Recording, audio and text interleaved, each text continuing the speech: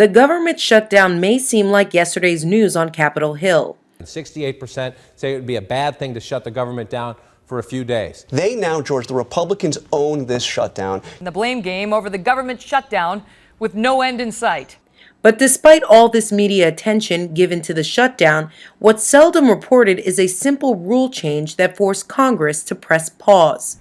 But let's hit rewind and find out how this all happened. It was close to midnight on September 30th. The 9-4 Republicans to Democrats House Rules Committee passed a resolution.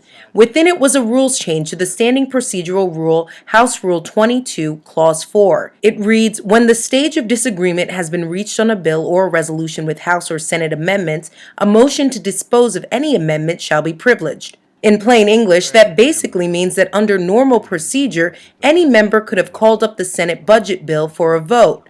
But during the government shutdown, they weren't able to because of the rule change.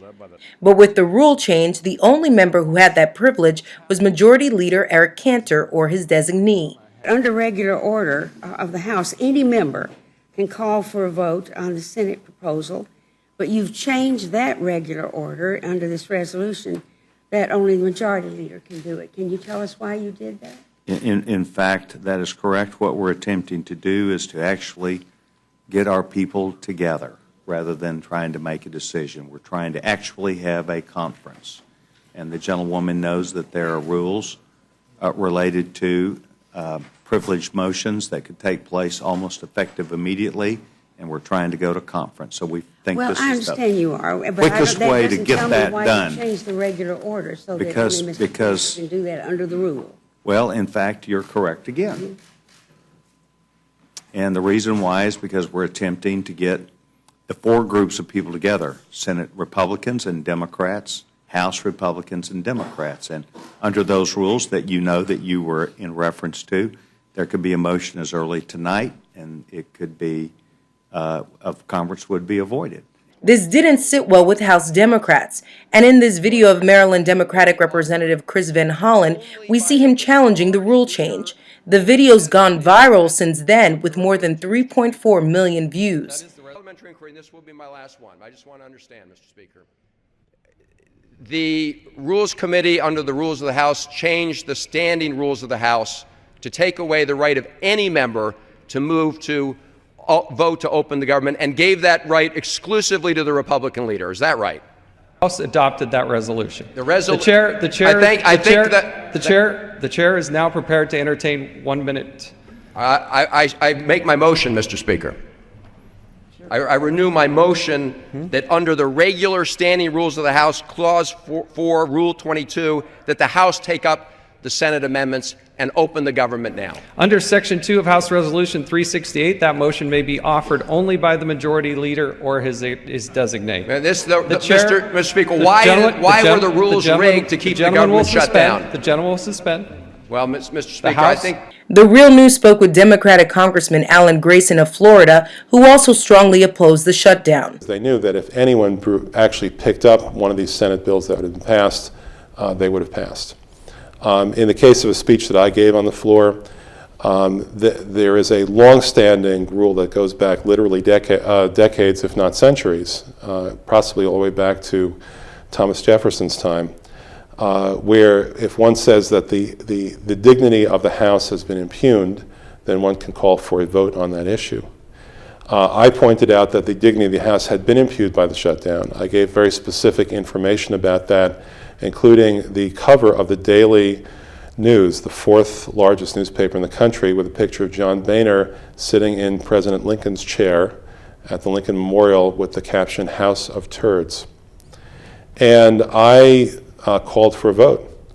And I meant that to be a test vote to see whether people wanted to have the shutdown continue or not.